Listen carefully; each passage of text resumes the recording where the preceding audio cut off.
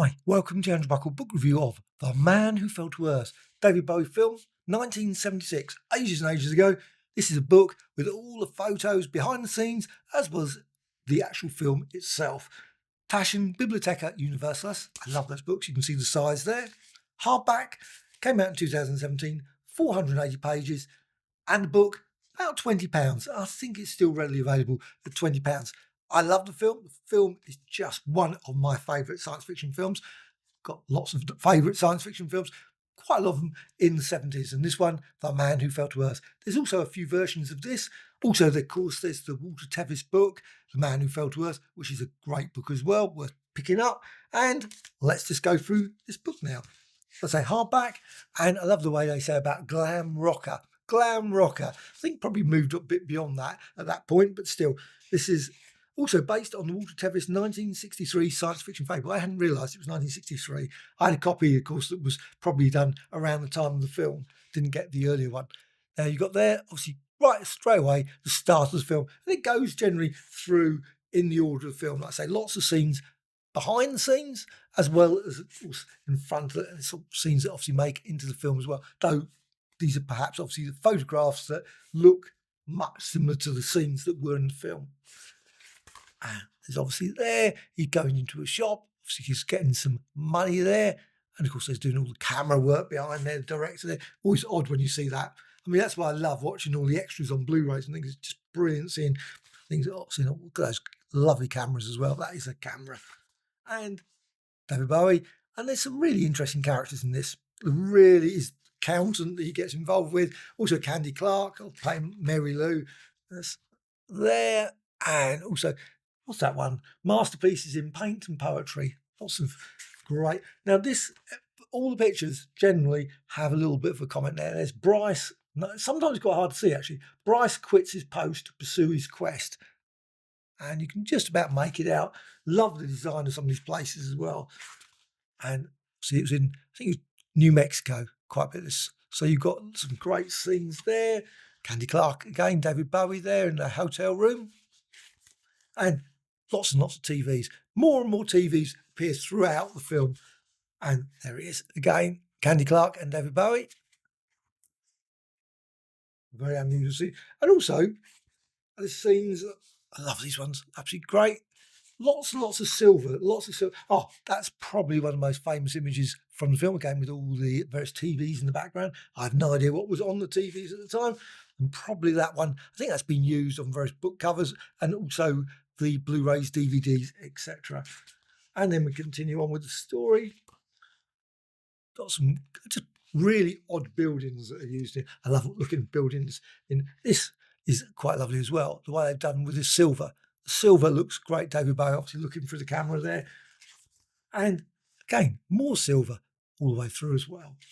And obviously there's things about the water. He's come to Earth. He needs water on his planet. It's a desert planet. It's dying. He's obviously got to save his family.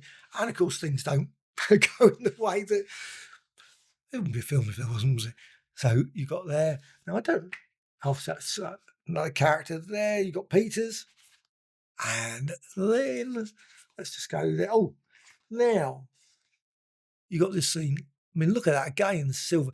That's about it in terms of the science fiction. I mean, it's obviously still science fiction, but in terms of sort of giving that sort of feel of otherworldness, that's obviously David Bowie gives across with ease in this film.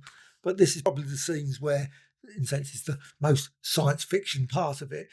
But I just think the whole film is just great. I love when he develops all these bits and technology and things, and obviously everyone then wants to exploit it, the government and everything like that. All these things start to happen. The fall, as it says there, and you've got the essays, which I think are very good. You've got a long essay. Now, it's quite weird the way they've done it. You've got the photos. You've got some more photos, obviously there, David Bowie, etc. But you've got the essay here. Then, when you get all the way through, it goes into German. Now, the photos in the German section are different from the photos in... There's obviously David Bowie again. And it's got details about the production. It's also got... Let's just go back to the English one so I can actually... Post-production as well. All the various editing, of course. And let's see what else they've got here. course, flicking through then to find, but there's a lot of text all about behind the scenes about the film, but also it's in French as well. So if you want to read it in French, production again there, and then that is it. Obviously got the end bit, your end section there, and this book I just love. Oh, it's just, I don't know. I don't think it's any different there. It's just probably just, I haven't really looked at that actually.